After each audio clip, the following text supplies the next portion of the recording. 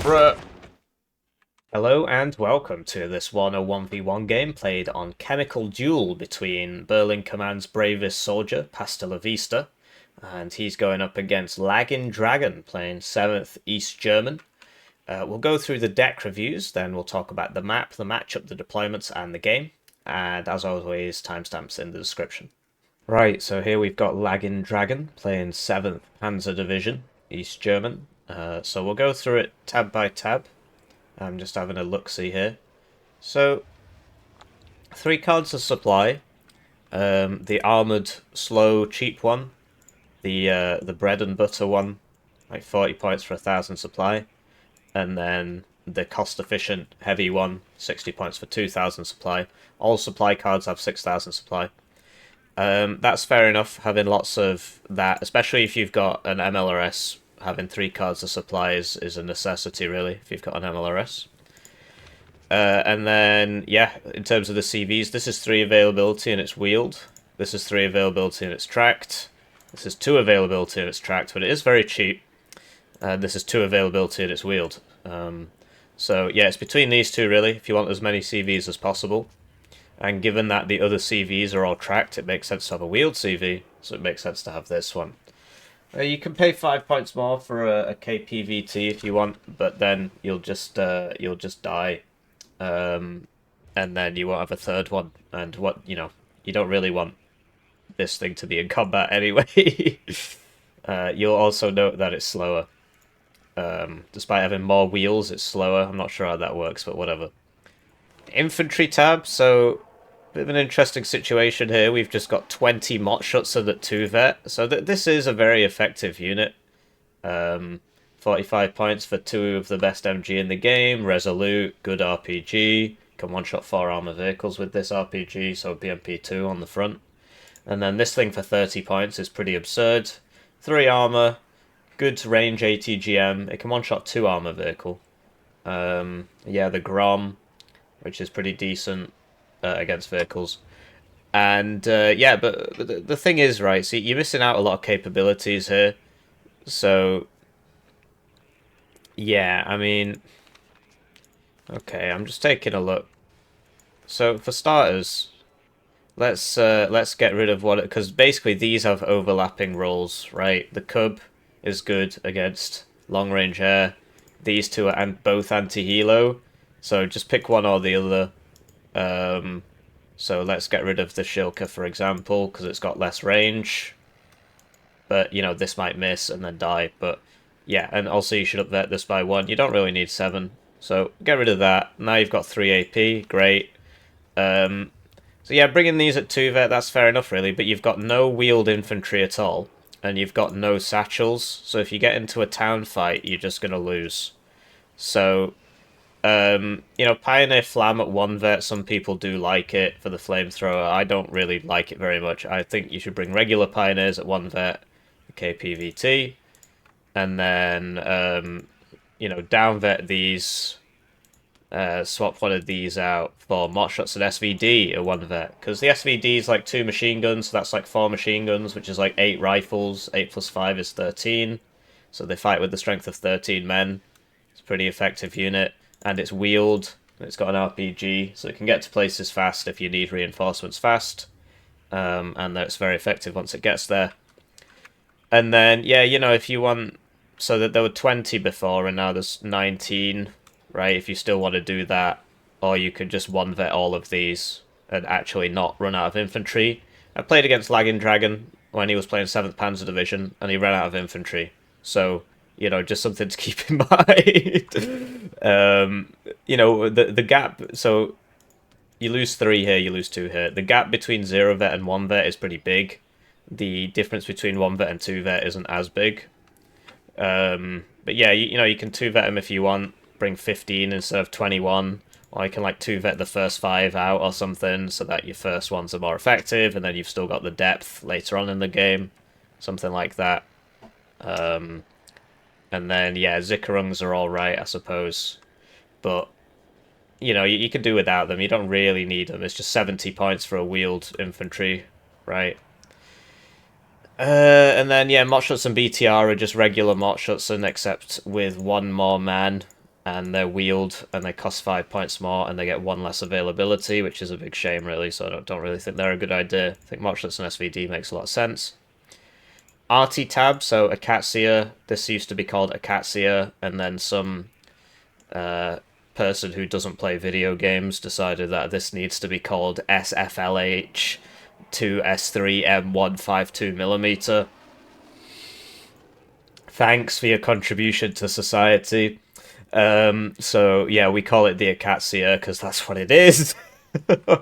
There's hardly a name that rolls off the tongue. So yeah, these are for ATGM positions and stuff like that. This is saturation of enemy targets. I think it's effective, to tell you the truth, in 1v1. I think it's still got a place in the game. If you can slow the game down, you can bring this. If you're on a map like Vertigo, it's very good. Just clearing out that infantry. And you've got 3 cards of supply, so, you know, and you can put a CV with it to make it shoot faster, so I think that's all good. And then this is for smoke. And the reason you bring it in the MTLB is because it can survive counterbattery. I've been experimenting with... So this is a Gvozdika, which has also been renamed. Thank you for your contribution to society. So at max vet, this can like smoke faster than a mortar and so on. It's just, yeah, and it can survive counterbattery. And at 1 vet, I think it sort of does the same thing, but it's more expensive. It's like more than twice the price. So for most people, I think the mortar's probably better. I've recently been experimenting with the Gvozdika for smoke, just because, you know, if you're against like a top player, they're just going to immediately counterbattery your mortars. So, and this will fire 2 volleys before it loads up and moves if you give it an automatic load and move order. So that's, you know, it's going to be here for at least 60 seconds in one place, which is enough time to hit it. So, yeah, I think that's fine. Tank tab, so CV tanks, yeah, these get one shot by 30 AP missiles because they've got 15 armor. Whereas this doesn't, because it's got 17. 17's the cutoff for 10 HP. And, yeah, so sadly you only get 1 card of this. 9th East German is just a better version of this division because it gets more better T-72s. Whereas this div doesn't. T-55As are really good at the start of the game. You can bring them at 1 vet or 2 vet. I just think they're so cost effective that I usually bring them at 1 vet now.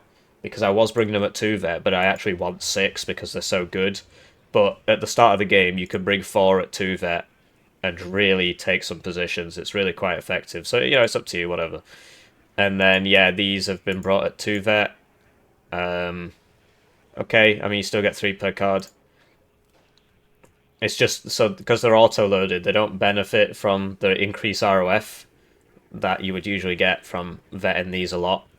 So I don't really know if it's necessary to do that. And then this is the good one. Then the Conkers for sneaking around the sides, you know, 80 gems. It's got good stealth, it's very fast, it's a very effective unit. And then this one doesn't have smoke. So this is a lot more similar to this. Obviously, it's better at what it does. It's 50 points more. And they don't. Neither of them have smoke, right? The T-72 can tank a TOW 2 hit. But neither of them have smoke. You know, they're vulnerable to the same kind of things. And the T-55 shoots faster than the T-72.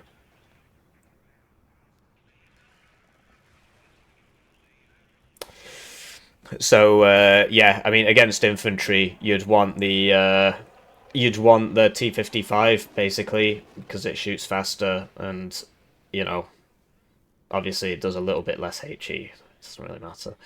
It's a lot cheaper. So that they have overlapping roles, which is why you never see the regular T-72 outside of Rugener, where you don't actually get any other one, so you have to bring it.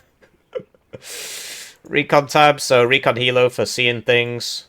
And then this, it's got very good optics, it's fast, it helps you in the opener, and you can put it with your tanks to give your tanks very good optics. The alternative is that you bring this one, which also goes with your tanks, but it gives it exceptional optics, and, you know, if you want to go around the sides and upset people, you've already got this unit that does the same thing as this one. Obviously, it costs more. So I would be bringing the BRM-1K in this case, given that this is a heavy tank. Well, it's a tank division. They are technically medium tanks.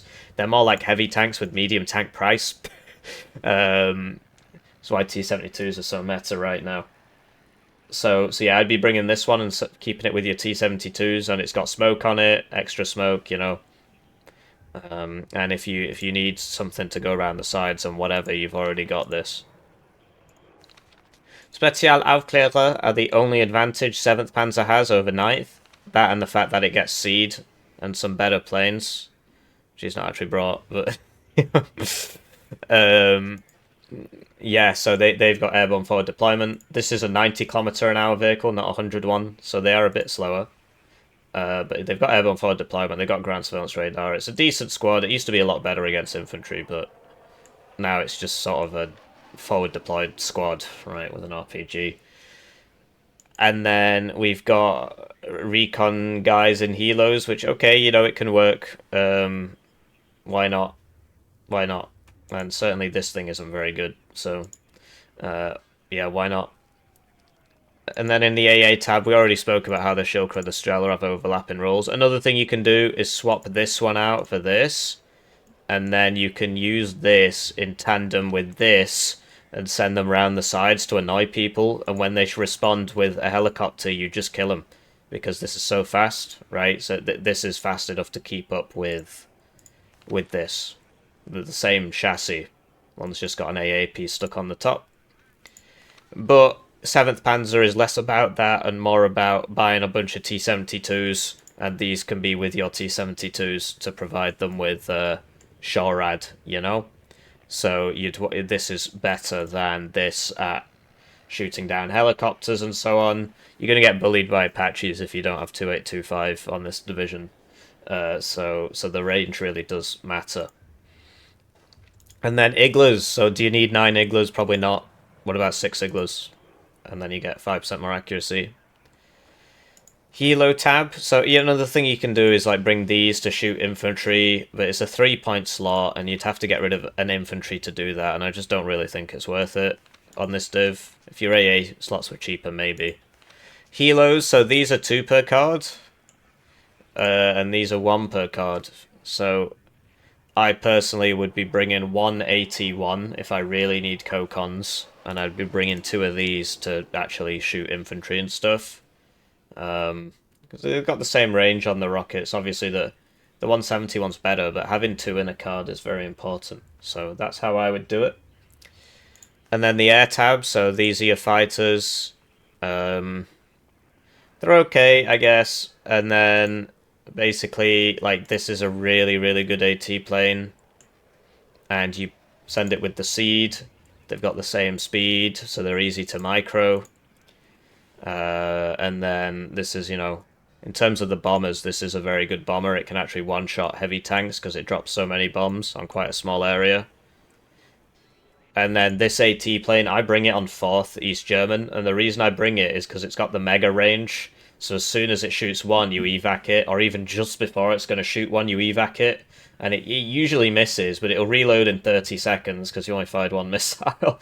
And you're almost immune to enemy AA. But for a safer bet, this thing is actually pretty good at hurting people. And it tends to fire both, and with the seed, right? But yeah, this can work if you're paying attention. Used to be 4 per card, then I started using it, and the next patch it got nerfed. And but yeah, that was all in the past. He's not with us anymore. Anyway, so he's going up against Pasta La Vista, basically Berlin Command's strongest warrior. He plays a lot of Berlin Command, although when I faced him on the ladder, he was playing 7th East German, and he changed his name, so nobody would know it was him. Nobody could call him out on it.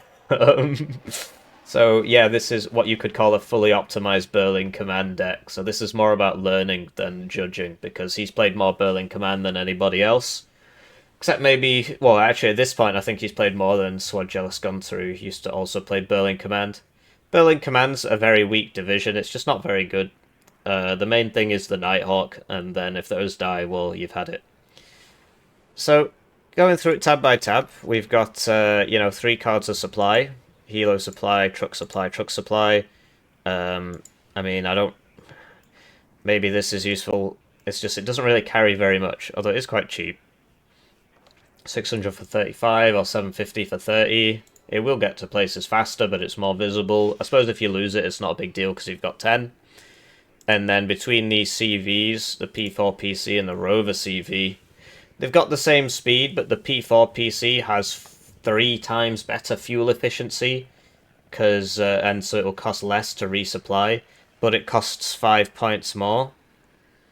So that's your trade-off, right? That's your trade-off. Yeah, I mean, fuel efficiency for 5 points more, whatever, it doesn't really matter. Or you could get this one, which is slower but has more HP for the same speed, for the same price. But it's slower off-road, but it's got 2 more HP. So it depends, really. You know, maybe the one on the left can survive a howitzer round, whereas the one on the right definitely can't. From a 155, it'd just die in 1 hit. So yeah, inf tab. So we've got 1 vetted ATGMs. All right. I mean, typically you'd never want to 1 vet these because the suppression resistance that you get doesn't really matter when you've only got 2 HP. Either you're being shot at and you should be leaving, or you're firing and you're fine. So you don't really need the suppression resistance. I would assume the reason he's done this is because he doesn't need 14 from his 10 million games of Berlin Command. He's figured out that he doesn't need that many, so he's just upvetted them for that reason.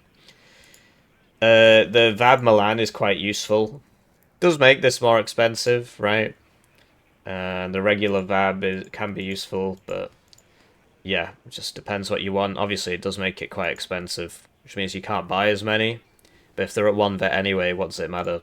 So I'd be bringing it in this, but I don't have 300 games as Berlin Command, so what do I know?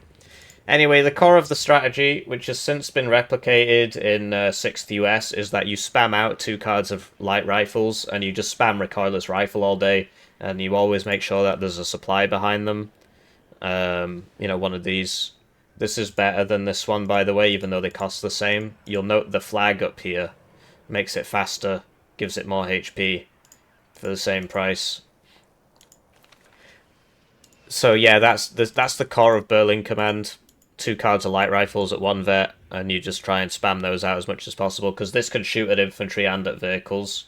So it's very effective against infantry because it outranges the infantry. Infantry can't really shoot back.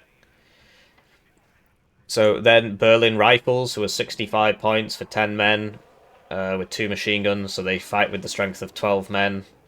So they're actually worse than the Motschuts and SVD, right? But the difference is, you know, the lore 80, and having 10 strength is useful. They've got shock, and this will actually shoot in the same building as somebody else, whereas the 7.62 one won't. So he's got 3 cards of those, which is okay. I mean, do you not want some satchels? Maybe a card of satchels, you know, for actually fighting at close range. The satchels, maybe. Oh, I suppose these guys have satchels. Yeah, the sort of GTA Vice City guys. Is that really how big an MP5 is? I don't think so.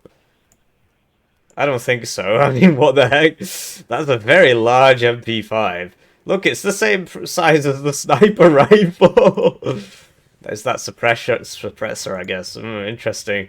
Anyway.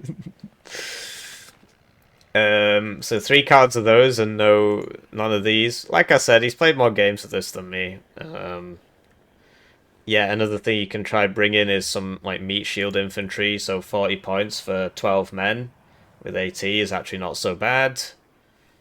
This doesn't have a military police vehicle. Or 30 points for 12 men with security. So when they're stood... Sorry, I keep hiccuping. I suppose this has security as well. So when they're stood still, they get an extra rank of optics, so it goes up to good optics.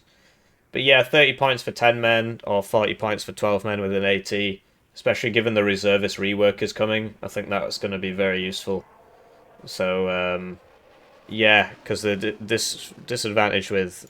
So, like, this 4 Sterlings just kind of makes them useless at actually shooting people. Because Sterling is, like, one of the worst SMGs in the game. Obviously, in real life, it was really good, but... in this game, it's just bad. So their anti-infantry capacity is actually worse than this squad at most ranges, because this is 11 men shooty, whereas this is 9-men shooty, despite having more strength. But they've got an AT, but they do cost more, so... But yeah, the reason you get them is just to tank. That's literally it. They're 12 men. You get them to tank. So, I don't know about 3 cards of Berlin rifles. And then he brings, at no vet, the DMR guys. So, you know, 3 machine guns, 6 rifles. So that's 14 strength, right, for 60 points. 14 strength, whereas this is, you know... Oh, this is 2. So this is, yeah, 12 strength for 65 points. He brings it at no vet, though, which is interesting. So they're going to run out of cohesion really fast and become useless really fast. So we'll see how that goes for him. RT tab, so he's got M109s up vetted. I spoke about this a lot, where it's like, yeah, you can bring this one. Wow, it's... okay, so at the same veterancy, they should have basically the same stats. Yeah, so the Toad one actually does shoot a little bit faster. And has more range, the dispersion's less, but you got to micro it. You got to micro it for the whole game, right? And so yeah, maybe you're good enough to micro it for the whole game and not get counterbatteried. Maybe you're that good. I'm not that good, and I have 2,500 hours in this game, so maybe you're just being incredibly arrogant, and you should stop doing that. So I agree with Pasta here. Bringing these at 1 vet, yeah, I think that's a better idea. It shoots a little bit slower, although because it's at 1 vet, not really, but, you know, you can 1 vet this, right? But you can put a CV with it, and it'll be 2 vet then, and it should just always survive counter battery, because you can just tell it to move after every shot, whereas this doesn't really move. But hey, who knows? Maybe you're just really, really cool. Maybe you're just really cool, and you want to save that. I mean, you'll save, you know, what is that, 135... So you'll save 75 points, I think it is. Is that right? Yes, you'll save 75 points. So you can get... You cannot get one of these for that. They're all the same price. And then yeah, you can get 1 extra infantry unit for that price. And then that can die over the course of the game because you're paying attention to your artillery, which you have to babysit. Anyway, self-propelled mortars for smoke, same story, right? And then the difference is that this is wheeled, so it can survive counter-battery more. And whereas this is tracked, so it's slower. Obviously, it's got more range and so on. But yeah, so I prefer the wheeled one. Just think it's better. It's got less range, but you know, for the same price, 1 less availability, you get something that's a lot faster. And it's much more likely to survive counter battery. If, you know, you see the shells coming in, you can move it. Should get there faster. Tank tab, so Meep at 1 vet. Basically, in real life, the H.A. Abrams was in Berlin. But in this game, they downgraded it. I don't know why. They always talk about how their commitment to realism is, and then they just... I mean, you can't have it both ways. I agree with less realism, but yeah, I don't know. What do they call it? Strategic ambiguity. They basically just do what they want and make up the excuses along the way. Chieftain Mark 10 is just a Chieftain Mark 11 in this game, sadly. I think the difference is the Mark 11 has night vision, but in this game, night optics don't matter because PaK didn't have them, so they're not modelled because then the NATO tanks would be better and we can't have that, can we? So 2 cards of CVs, so there's your 3 CV cards, so that's all good. And then Meeps at no vet, which is quite surprising. Chieftain Mark 10 at 1 vet. And then this thing, which is your anti-infantry tank. So you don't get IFVs, you can get this. If this was 30 points, it would be like a must bring, but at 35, I don't know. I mean, the Raden's useful, right? But yeah, for 35 points, I don't know. Got bad stealth, right? But yeah, this would be your IFV for fighting infantry. It can't transport anything, sadly. But yeah, this is your pseudo IFV because it's got an auto cannon on it and it's got the tank gun, which is heat, so it's not good against vehicles at all. But yeah, this is your anti-infantry vehicle. Sadly, you only get 6 of them, and then the Humvee for shooting people with ATGMs. And then you might think, well, you need more ATGMs, and I'd be inclined to agree. But, yeah, isn't it weird? This one has 300 fuel, P4 Milan, whereas the P4 PC has 100 fuel with the same autonomy. Okay, whatever. And yeah, so the additional ATGMs are here. I don't know, I feel like the VAB Milan would be quite useful, but whatever. I guess you lose a lot of momentum if you buy that, because it costs, 20 more points and you can't sell it. So, Fox, yeah, for shooting people. Recon, it's a good unit. Then B Team, Special Forces, but sadly it goes 4-2, so you don't really want that to be upvetted. And this isn't a Special Forces transport. If it was, you'd want it at max vet so you can get to places super duper fast at the start, but it's not like that. So these guys are your infiltration squad and so on, because they've got exceptional stealth, very good optics, and they've got AT4s, which aren't so bad, and they've got satchels, so that's why there's no satchel unit in here, because you've got satchels here. And then Sec, who are just another recon unit. They've got a DMR, but then they've got MP5s, so they don't really...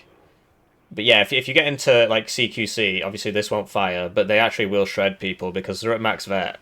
And the MP5's the best SMG in the game. I mean, look at the accuracy, 95%. Compare that to the RAF Berlin Sterling, 40%. It's very different. Obviously veterancy, but yeah, this is the Cadillac of SMGs, as Forgotten Weapons told me. Anyway, there's Sonderwagen 4, so this has security, which means that when it stood still, it's got very good optics. So this is quite an effective card for that reason, that you've basically got a very good optics vehicle when stood still. And the Sec are great at close range, shooty, and longer ranges. They tend not to be spotted by the enemy if the enemy's not recon and these guys are firing their DMR, because they've got exceptional stealth as a recon unit. They tend not to be spotted, so they just sit there plinking away at you.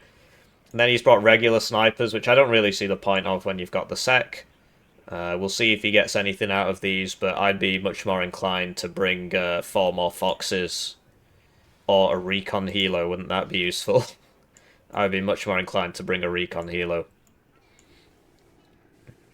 So, I don't understand this, really. The other thing you can do is, like, so down vet this, so you get 2, get rid of that, then you've got 2, and then you've got 2 here, and you can put in your recon helo, or you can put in your Fox and your recon helo, right? That's how I would do it, probably. Yeah, who knows? I mean, he's been playing this a long time, so we'll defer to his expertise. Anyway, in this div you don't get long-range AA, you're forced to rely on manpads such as the Minstrel, which in real life can only be fired from a transport. But if you'll notice the flag up here, that confers additional properties to these men, and so now it's a Super Stinger, because France not having manpads would be bad. So this is at no vet, and then this is at 2 vet, and then this is at 1 vet. I won't judge why. I mean, obviously the Minstrel's the best one, so you want as many of those as possible. And then the Stinger gets the same accuracy if you vet it by 1, and the Javelin is the worst one, so you want it at the highest vet, I guess. Whatever. No Rapier FSA is quite surprising, so this is your best range anti-air. You're really going to struggle with only manpads. Then again, this thing really isn't very good for the price, so maybe that makes sense. But yeah, you can upvet it by 1, and then it's 60% accuracy with 3525 range, and I think the main thing is that this has good air optics compared to because yeah, this is ground optics, not air optics. I believe this has good air optics compared to this, and so it's more useful in that regard at spotting enemy planes. So you could get rid of your javelins and bring this, or you could get rid of this or this and bring that. Hell arms for shooting at people, and then Gazelle rockets are very useful for dealing with enemy breakthroughs. Air tab, so the Harrier's kind of trash, but it's the best you got. It should really be 4 availability, considering the packed ones, which are better, are 4 availability. But hey, what can we do? And then the Nighthawk is the best part of this division, because it's stealthy, but if it gets spotted, it dies straight away, because it's literally got 0% ECM, and it's very slow.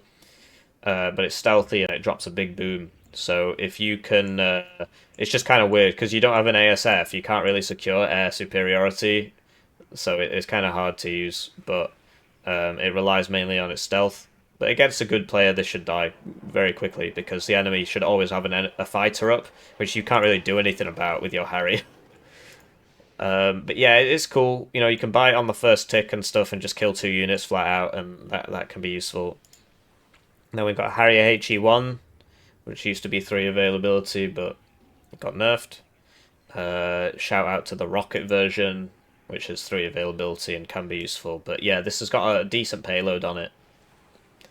And then the Seed for helping the Nighthawk, and also it's a bomber. And then the HE1, which I don't really think is very good, but because it's literally like a 5. What is that? Like a 4 minute? No, 4 minutes would be 240 seconds. This is an 8-minute reload. Is that no way? What? Let me get my calculator up. 480 divided by 60. Yeah, this reloads in 8 minutes. So I don't think it's very good. Anyway, let's go to the map, the matchup, the deployments, and the game, and as always, timestamps in the description. Right, so with that out of the way, let's talk about the map. I prefer being on red side for a few reasons. One is this. I just feel like it's a lot easier for red to push into here and just sit here behind these buildings than it is for blue to push into here, which is kind of open, or to push into here. There's a big gap here. So that's why I don't like it. As for the side zones, yeah, I mean, blue can get to Dimitri first, and once he's got there, he can hold it because of the river. It gets kind of hard to get back across this. But on Anna's side, yeah, I mean, it's a much more covered approach. So this is nice big open field here. So I think these side zones are kind of even, to tell you the truth. I just don't like the Chariton thing. If I'm on the blue side, I don't like how big this zone is and how easy it is for red to just sit behind these buildings. Yeah. In terms of the matchup, Berlin Command is just not very good. It's kind of better than some people think it is. Like, it's not terrible. I'd rate it as like a B-tier division, I guess, maybe. It's just got these major shortcomings that other divs just don't have. Not having long-range AA and not having long-range ASFs both at once. It's sort of like Belgium in that regard. Actually, yeah, it's a lot like another weak div. So, whereas, you know, you look at these pack divs and they're like, here's your Bucks, here's your Cubs, here's your Bucks, here's your Cubs, and it's just, yeah, NATO has a lot more variety, but that means a lot more of its divisions are just kind of bad. So, Pastel Vista, I'd say only plays this division, but when I came up against him, he was playing 7th East German. And he changed his name so that people wouldn't know it was him. Probably out of shame for playing a different div. But yeah, he certainly plays this div a lot. Another guy who used to play this div a lot is Swad Jealous Gunter. And basically, it is just a challenge div. Look at that beautiful blue sky. Somebody told me that Broken Arrow has better graphics than Warno. I was like, what are you smoking? You can say, you know, you prefer Broken Arrow, but don't just lie. Yeah, I can't remember what I was saying. Anyway, this div is kind of good on this map, actually, because at these close ranges, those recoilless rifles become very useful, and the Lore ATs are pretty decent at dealing with the T-72s. So, out of the maps in rotation, I mean, Urban Frontlines would probably be the best one for this div, but Chemical Duel, not so bad for this div, actually.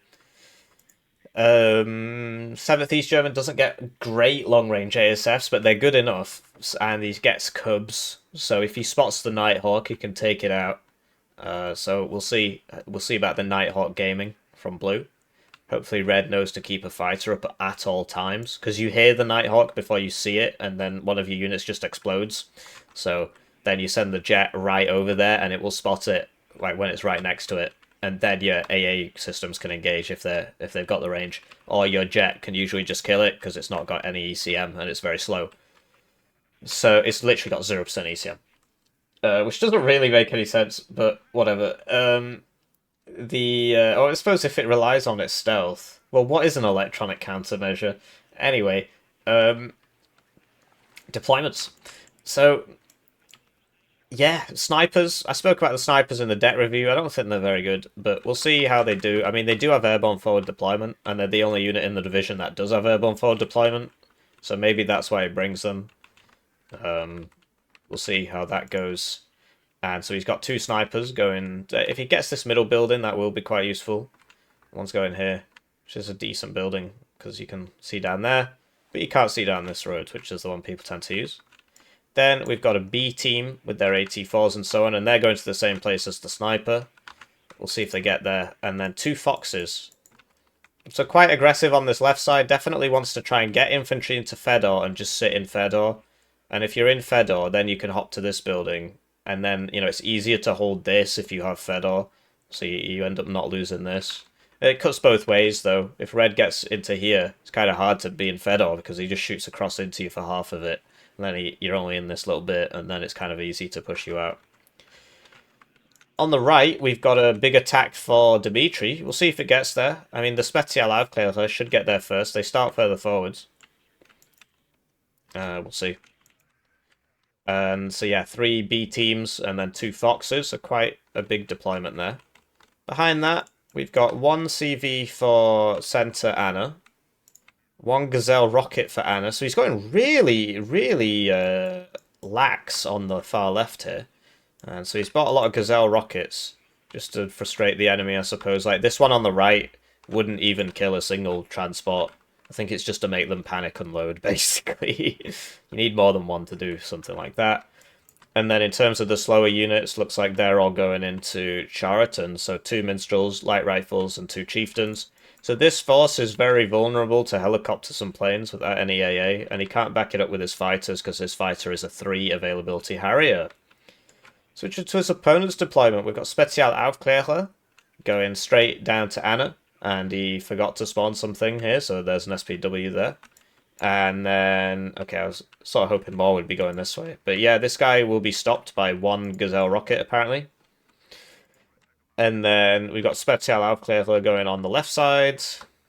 And yeah, it looks like he's going to be going for Chariton. So then we've got 4 2-vet Mott Schutzen and BMP-1s. A Conker's vehicle for here. And a T-55 for here. And yeah, these guys are one that... I was going to say, you want an ATGM looking down here, really. So one there. I mean, that should be here, really. One here, and then this has been sent to there, so it can shoot down there. And then one going to where I said before. Okay. On the left side, we've got 1 CV for Boris Dimitri, and then... Oh, great, I've got this problem. Oh, lovely. They just don't seem to want to fix this. I'm pretty sure they don't know what causes it, but... It must be something to do with pressing shift, because... I don't know. Anyway, I'll do the deployment and then I'll restart my game. So Boris into Dimitri with my anti-tank guided missile. An anti-tank guided missile ATGM is designed to destroy armoured vehicles. And then we've got these which we spoke about.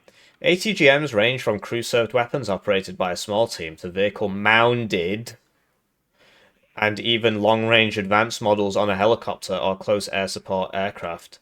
The attention to detail in this game always blows my mind. They get every single rivet right on their SFLF 155-2 152mm, you know, instead of just calling it an Acacia. And then they just don't spell anything correctly, and there's loads of bugs in the game. But hey, at least we called something an unpronounceable name. Good for us. So he actually is backing it up with 2 more infantry and a Conker's vehicle, so this is going to be pretty hard for blue. Let's see how that goes.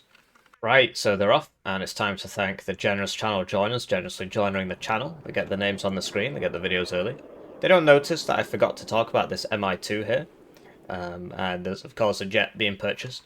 At the top level, you get your games cast at a rate of 1 per month, so, you know, if you want to learn, right, probably the best Warno coaching method I can think of, to be publicly humiliated in front of 2,000 people for all your mistakes. Sounds good to me. So yeah, this is going to here, which with it being a recon helo, right, and with you being against Berlin Command, this could have got all the way down to here without anybody stopping you. So that's a really big missed opportunity. As you can see, could definitely have got all the way over to there. One Gazelle rocket goes down. This should start getting the other ones. Can go for this one next. It is kind of annoying to hit these helicopters because the way, like, look at that. It's just like not trying. It's literally just not trying. He's right-clicked it. It's just like, nah, yeah, whatever. So you got to kind of babysit them. But yeah, it's a big shame here. This could have been there. Although then this would have killed it. So there you go. That was all of their rockets, and it didn't kill the transport. So he's bought another one. He put them both on the same helicopter, which was sort of overkill. Shouldn't have done that. And as you can see, Red did get here first with his airborne forward deployment. This is out of rockets, and this is fine. And he's unloaded anyway, which is a big shame. He's fallen for it, basically. And so, yeah, the Gazelle rockets are dying. Double Minstrel might kill this, actually. But one of them isn't unloaded, so I guess not. And, yeah, this is open. It's a shame he didn't, you know, try for it. Another thing you can do, so this was in a helicopter, right? That helicopter, instead of selling it, you can send it further out and just wait for it to get shot. Everybody died over here while I wasn't looking, so 2 PCSBs, whatever, and 2 Foxes are dead. This is the last of his peoples. It is beating the Spezialaufklärer, but it's not chasing him, so he's going to get away. And now with the reinforcements showing up, these guys with their DMRs, you know, this only has a range of 500 meters. Very much a close range squad. And it's not moving or anything, he's just not looking at it. So, Marshallson running into the close range squad, that's going to go about as well as you might expect. And light rifles just doming that with a side shot, 13 AP with a side shot against, what is that, 1 armor? Yeah, so it one-shot it. Might have been this, actually. Might have been the chieftain that shot it, I don't know. So, yeah, Red sorting this out, but now he needs to transfer some of these peoples into mid, because he is now losing mid. This, he could have just sent up here to check. There's literally nobody here. It's a big missed opportunity.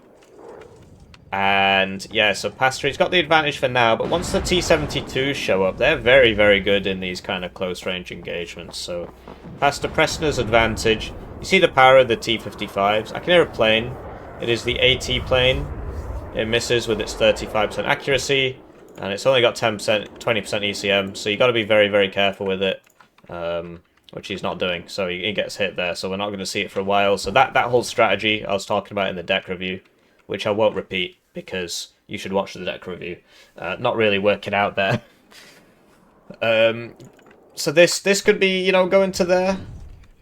And the T-55 without its smoke, you know, it's dying to the 2 chieftains, but it does actually shoot faster than the chieftains, despite being 100 points less, because Pact not allowed to have bad equipment in this game. Spezialaufklärer not in a building. So we'll definitely lose this fight. Although the Minstrel is like losing HP here. So he switched off the FAMAS and he's moved it so that it doesn't shoot. 1 HP unit surviving. Always something you don't want to see if you're on the enemy team. And yeah, so the Spezialaufklärer died, as you'd expect. B team moving up here. Igler gets hit by the chieftain. Still got 1 guy left. And once this guy gets to this building, he's going to really mess these up. So, he's in satchel range. Oh, okay. Well, I mean, I guess there's just too much there.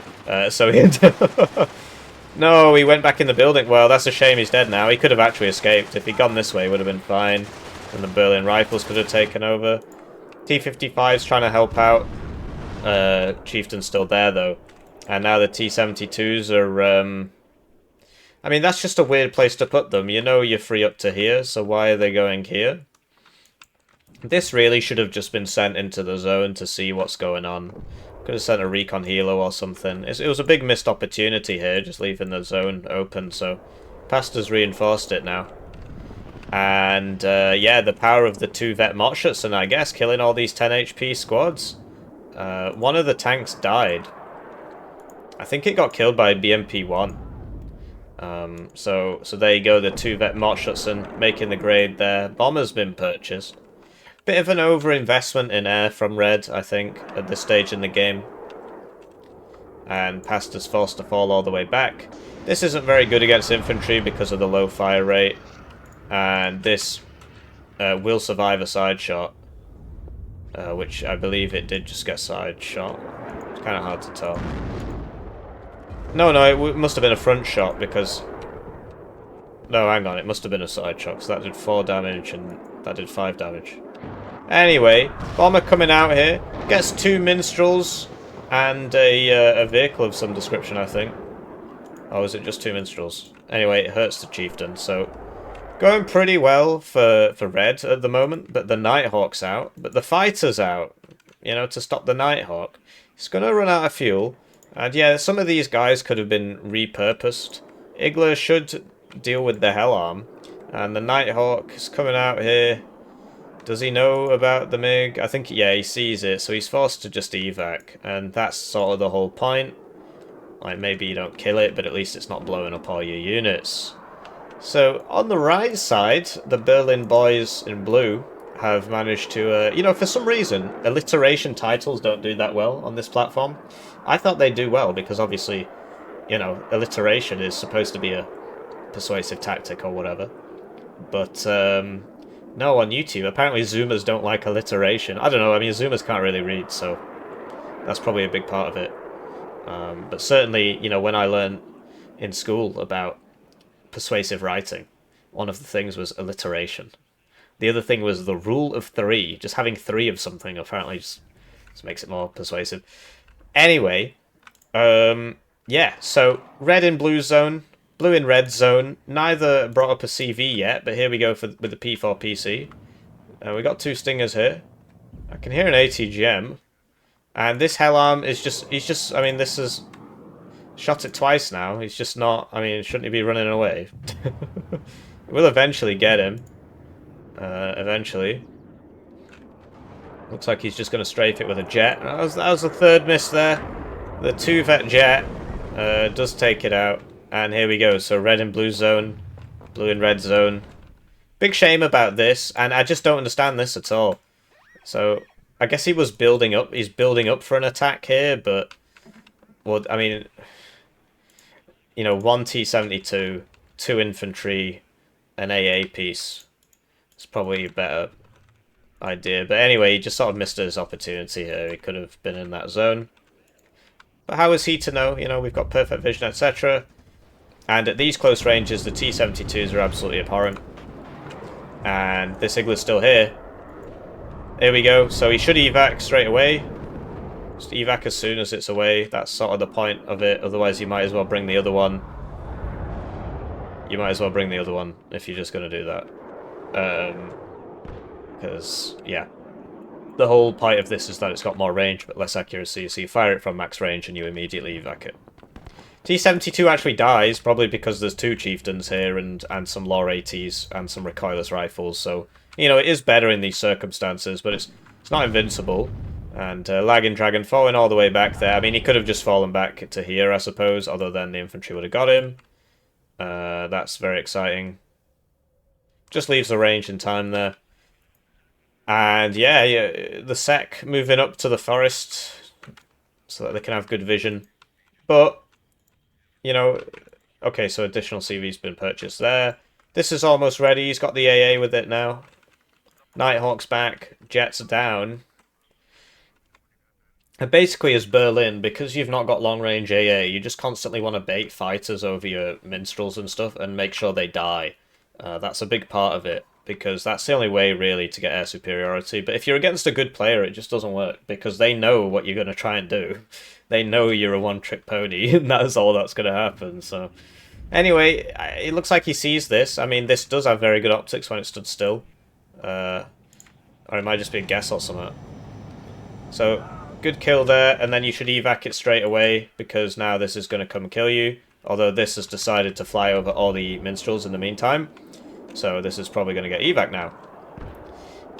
And, okay, so he sticks around. I didn't see what that went on. Oh, the T-72. Okay. So as you can see, it's a very big bomb. GBU-27. I think that means it's 27 kilograms of explosives. But no, it is one of the bigger ones, so it does one-shot a 3 top armor vehicle, which is what a T-72 is. Biggest top armor of any medium in the game, and that's not reflected in the price. So, these fine gentlemen are coming in here. They will be enough to take this zone. CV goes down. And you see the power of the Nighthawk in just... Because if you just snipe a heavy tank every minute, well, you're going to win, aren't you? So it really is a force multiplier on this division. They talk a lot about how Warno doesn't have unicorns. Well, that's your unicorn on this division. What can I say? So, blue continuing to flood over here. Not really got enough here, and now it's too late to do anything about it.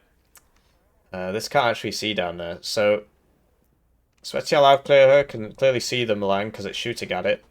Probably can't even see the sniper. But this should clear them up. I mean, I don't know what the minimum range is, like 350 meters or something. Milan 2 should just shotgun that, actually. Okay, but it's not in vision. So it looks like Laggin Dragon's going to get in here. Typically in this composition, I'd have one less tank, one more, you know, 2 more infantry, because you could have got 2 BMP ones for that price.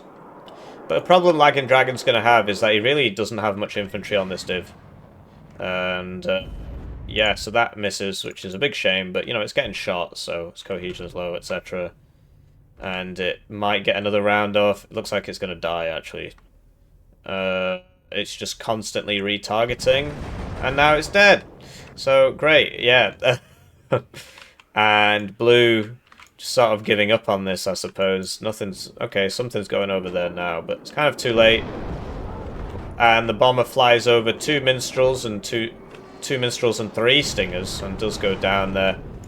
Which is sort of the idea behind this division. You can't really save your stuff, so you just have to avenge it. That's why you got to be so careful with your tanks, because you don't get that many of them. And if you're losing them constantly, then you've got a problem. I'd like to reiterate that, you know, this should have been resupplied, this should have been moved up to here, and then these guys should have been rotated, and you can, like, leave this here or something. So, blue pushing mid to try and make up for the fact that he's lost here, but this is a +2, and this is a +1. So we would actually have to take the whole island for it to counteract him losing this one zone. And looks like Laggin Dragon's getting ready to cross the ocean into center. It's worth noting that there are secondary bridges back here and back here, which can help with getting back into these zones. But yeah, Anna is very, very difficult to get back into, especially because another thing Red can do, which we're not seeing here, is get a BRDM2 Conkers and put it there. Just cross this and put it there. And the other thing is that you can, you know, you can then threaten this zone. Like, there's nobody there. And so, yeah, you send the recon across and just see if it gets shot. I mean, it's 30 points or whatever. So, blue making big gains in mid, but yeah, you really need to, but there you go. So it finally hit something. And it just pays for itself straight away because it's literally cheaper than this. But you need to evac it as soon as it fires the missile. As soon as it launches the missile, you just evac it. That's the way to use it. Otherwise, you might as well just bring the better plane. So, blue, going to try and get back across this. That's not going to work. The T-72 is just going to kill this.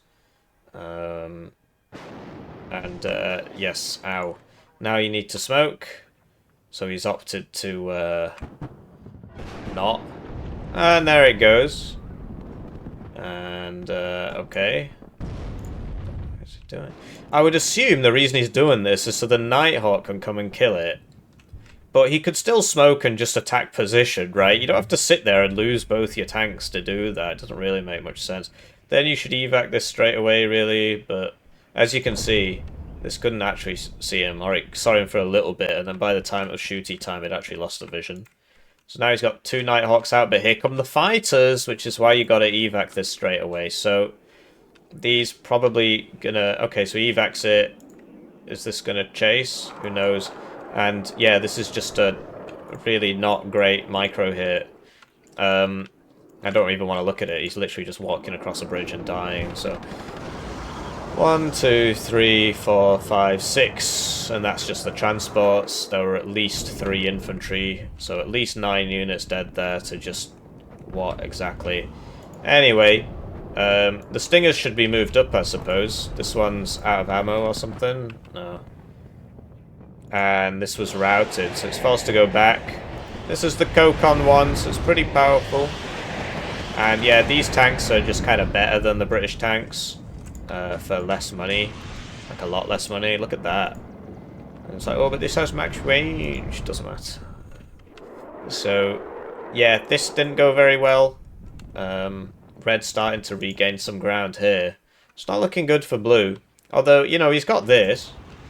And there's not actually much here. Like, if he tried to run one of these units forwards... I guess he can't really afford to, because he's not got any reserves or anything, but yeah, like, this could be put there, maybe. I don't know. I mean, it's kind of hard to cross these big open spaces when one T-72 can just kill everything. Or even one T-55 at this point. Ah, yeah, so this Conquest has begun engaging. And it will deal 1 damage to the Meep, Mr. Floyd here. We're not going to talk about it. And the Harrier gets one-shot by the Cub, because it's bad. And it's only 3 per card for some reason, so... Here we go, so this is back in. But yeah, it's kind of hard to be in this zone. What you can do is put it behind this building. Because that is probably going to die now. Yeah. You can put it behind this building. And then, you know, have somebody in here. Because, yeah, if you're just here, you get spotted. Particularly if you're shooting. So you've got to kind of hide behind all these things. It's not as easy as, you know, hiding behind buildings, but... Yeah, so... This guy getting flanked.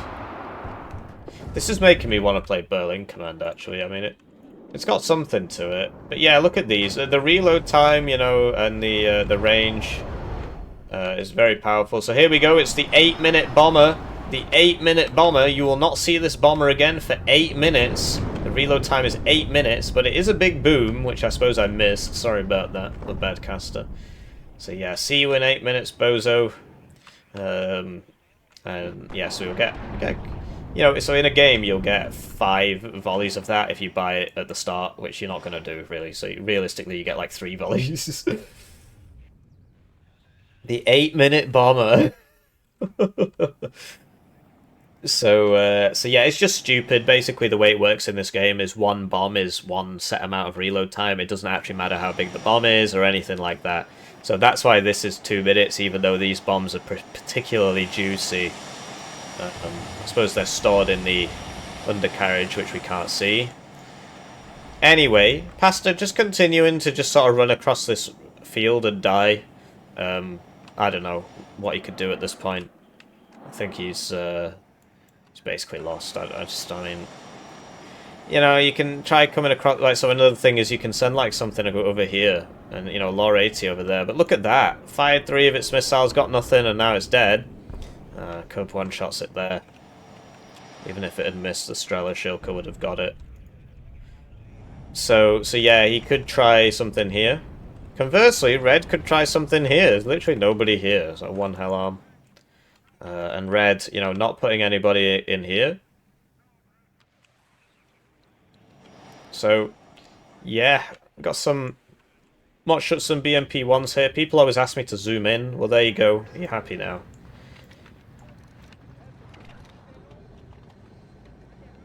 Discount supermarket. Oh, something died. So that was a Nighthawk getting a T-55A over here. And... yeah, so this should be, well, you can't path it over the AA, right? So you got to be careful. But yeah, Pastor just sort of leaving these and not evacing them straight away is really weird to me. I would drop 1 and then immediately evac it. And there wasn't anybody... and look, he's not evac'd it now, even. Is he, like, trying to bait the enemy over his AA, maybe? But that's an expensive bait. But yeah, Laggin Dragon should really just have a fighter out, and he's got to just keep in mind that there's AA here, and so then he needs to, like, you can come in from this side. You can come in from this side, which you've got air cover over, and you can just loiter here, like he is doing, and then send it over, and then you know that the manpads are going to basically be on the front line. So Hilo goes down there. I mean, manpads is one thing Berlin Command does do well. And the recoilless rifles... they've got very bad accuracy, you see, but they've got 8 rounds and they've got the range, so they do something. But yeah, this guy isn't engaged, and the minstrels are getting hit now. And you see the power of it, right? I mean, this is one unit. It's sorting out all these guys. Lore 80. Oh, he's not quite in vision there. But now there's two recoilless, right? So these guys are not going to make it. And this is the power of the recoilless rifles. So I can hear a bomber coming in. It's probably going to be a one-way trip. I don't really think that was worth it. Although the manpads all missed, so... Wow. Alright, well, yeah, okay. If you're going to just dodge 4 manpads, then... Alright. I mean, a lot of it is, like, the missile can't bend enough on a manpad. Makes it kind of bad against, like, low-flying aircraft, basically. Dive bombers and so on. But yeah, you see the power of the recoilless rifles? These Berlin rifles are low cohesion. I mean, these are 2-vet units as well, so... You see how they target switch? They should have finished this one off, but they'll automatically target switch. And if you are in here and you right-click that one, he'll leave the building. But that's alright. We got to deal with more important things, like adding 5 more T-72 plus BMP-2 divisions. Or 5 more reservist trash NATO divisions. These things obviously pay the bills, so... Making the attack button work. That's a 102 feature. Anyway... CV going here now. And we got some mortars purchased. Really, I think Blue is going about this all wrong. Obviously, we have perfect vision, but he should really be trying to cross this, cut the reinforcement road, right? He's got really good close-range stuff. AT planes going down there because they just should not be getting that close, but they do get the CV, which means it paid for itself. They should not be getting that close. The advantage is their range. And yeah, so cut the reinforcements with your Lore 80s, right? You get a Lore 80 to here. You send a Fox first, and oh, there's nobody here. Get a Lore 80 in there with a supply or something, or 2 Lore 80s, and then you're sorted on that front, and then you can slowly get in, and you can push it from this side. Obviously, it's kind of hard to do that, just from a brain perspective. If you're here, like I have never done that, for example. I usually, if I lose this, the game just ends. But yeah, it's a nice idea. It's just kind of hard because, you know, your stuff is, you just, oh, this is my route in, this is my route in. Another thing you can do is come down here, which I have done. Which is, it's difficult because they could just put Conkers on there. But anyway, we see what's most important to the Warnoers, which is SFL-H2S3M152mm. Having an attack button that works, that's a low priority task compared to this. And here we go, the RM70's out, which is really good on this map for these close encounters. So he's got 3 cards of supply, so he's more than able to do this. What I will say is that this doesn't reload so fast if you have to resupply all that fuel. So just leaving them idling like this is not really very smart. So yeah, not great. And this should be supplied. You can put CV next to it, right? This or whatever. Fighter flies a little bit too close to the sun there. These guys are about to run out of fuel. But Blue just can't really do anything. He lost this, which is sort of... Because he's winning in mid, but he lost this, and he can't really take this back. Like, he's trying to build up for something, you see. He's got a Meep, he's got 2 mortars for smoke. He's clearly going to, like, smoke this and try and run across. Something like that, we would assume. But it would just be so much easier to cross this. And if you're in Red's position, you really should put somebody over here. It just makes it so much easier to defend this zone, and then you can just swarm into this, and you can just take Gregory and Chariton from the back. Because these are not particularly mobile units, they are just infantry, so they will be outmaneuvered and killed if you do that. And you know, you're like, well, what if there's somebody... Because there really should be a unit here with an, with an AT, and here with an AT. But you can just vibe check it by just sending a transport or something, you know? So there you go, it does eventually get taken out by the 4 minstrels, and now these all needs... Well, there's a lot of manpads here. Not all minstrels, right? So, Nighthawk's around, but the fighter's still up, right? Very exciting. But the fighters should really be loitering right here, you know, as close as possible. There's no point having it in your spawn, it might as well not be on the map at that point. Because you want it as close as possible so that you can sort this out. And, you know, he's coming in from this side, which means you want the fighters over here, because there's not going to be any AA here. If there is, it'll be a man-pad, and you just leave after it hits you. And so if he's coming in from here, you want to be here so that you can intercept him. Otherwise, if you're here, you have to fly over all the minstrels and you'll die, which is sort of what he's counting on. So, Nighthawk's getting good kills. Oh, okay. As you can see, that was... it only landed right next to him and made a huge crater in the ground. And there it goes! So there you go, he finally did it. So yeah, just leaving them sitting around after they drop their first bomb is kind of dumb. And if you're blue, another thing you can do is actually put man-pads here and, you know, don't concede all this territory. But yeah, Berlin Bro's not having such a great time here. So I'm looking forward to this. I mean, I think we all know how it's going to go. Yeah, like that.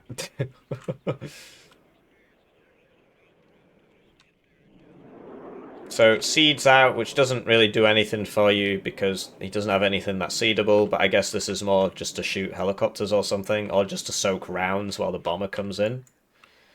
And these are ready, you know, they can be firing. The last of the Noobhawks is... But here it is, it's back after 8 minutes. Wow. So it's going to get 1 unit for its 8-minute investment. And it's probably going to die, because he just didn't evac it. Just didn't evac it. So there it goes. That 1 unit there. And the Cub gets it. It's got 40% ECM, so you wouldn't really be expecting that to happen. But anyway, the fighter would have got it anyway. That's right behind it there. So Cub one-shots the Harrier, as we'd expect. And the Nighthawk is still chilling out. Red can't really break this position. I mean, this is why he bought the artillery, but he's not really using it. Yeah, and just both sides just leaving so much empty ground here. You want to, you know, once you take this push, you should just send one of your units forwards, right?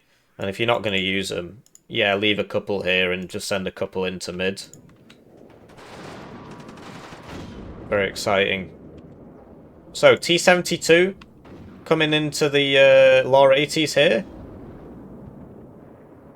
That still provides an LOS break. Interesting. So here we go, he's smoking now, but he's not moving between volleys. So these should just immediately start getting hit. Okay, he's using arty to kill the Berlin rifles, which makes a lot of sense. And here's the RM-70. Yeah, this is how it's done, you know. That's why you brought it in the deck. So yeah, good use of artillery here from Red. Blue never really bought his howitzers. They would have been useful actually, because the front line's not moving. Anyway, this is, you know, this is happening maybe. Meat goes into the smoke. So we'll look at it from this perspective. And yes, the Conkers went down. This is actually not covered by the smoke, but if they just keep moving, it shouldn't actually be able to shoot. Oh, I see. He's lost so many things on this here, right here, that they're stuck. It's literally stuck on the bridge. Do you see that? It's getting stuck on the bridge. And now that guy's underwater. That's hilarious. He's YOLO'd so many guys into here that now he can't get past. That's so funny. Look at it. He's like pushing it aside. There you go. He's made a path. He's made a path. He's got 14 seconds to sort this out, apparently. Over here, you know, something's happening. The minstrel's not really in range to do anything.